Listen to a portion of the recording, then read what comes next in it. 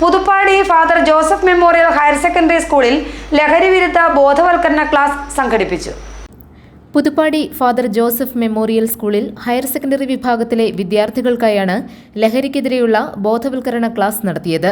Scout and guide, NSS, സൗഹൃദ club എന്നിവ സംയുക്തമായാണ് പരിപാടി നടത്തിയത്. Assistant excise inspector KS Ibrahim class എടുത്തു.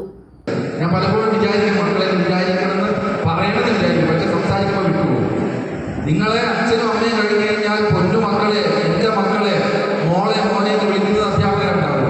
അർത്ഥത്തിൽ നിങ്ങൾ അവളെ വിളിച്ചു. അപ്പം പറഞ്ഞു, എൻ്റെ മോളല്ലേ എൻ്റെ ക്ലാസ്സിൽ എന്ത് പറ്റി? അവൾക്ക് ആകെ അസ്വസ്ഥത സാറേ. നന്നായി പഠിക്കുന്നതാണ്, ഡാൻസിൽ മോഹിനിയാട്ടത്തിലെ സ്റ്റേറ്റ് വിന്നറാണ്, ഇപ്പം മിടിക്കുകയാണോ? ആണ് അല്ലേ? ഞാൻ പറഞ്ഞു എന്ത് പറ്റി?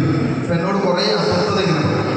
അപ്പം ഞാൻ പറഞ്ഞു എനിക്ക് അതായത് ഇപ്പോൾ വരാൻ പറ്റില്ല, ഉച്ചയ്ക്ക് ശേഷം വരെ ഒരു 3 മണി 4 മണി ആകുമ്പോൾ വരാം, ടീച്ചറുടെ സ്കൂളിൽ വരാം. Principal A. സുനിൽ ബോധവൽക്കരണ പരിപാടി ഉദ്ഘാടനം ചെയ്തു. Manager P. പ്രസാദ് അധ്യക്ഷത വഹിച്ചു. ഗ്രീബി K. വർഗീസ്, KS ജീവൻ, രമ്യ കുര്യാക്കോസ് തുടങ്ങിയവർ പ്രസംഗിച്ചു. വിദ്യാർത്ഥികളുടെ നൃത്താവിഷ്കാരവും ഉണ്ടായിരുന്നു.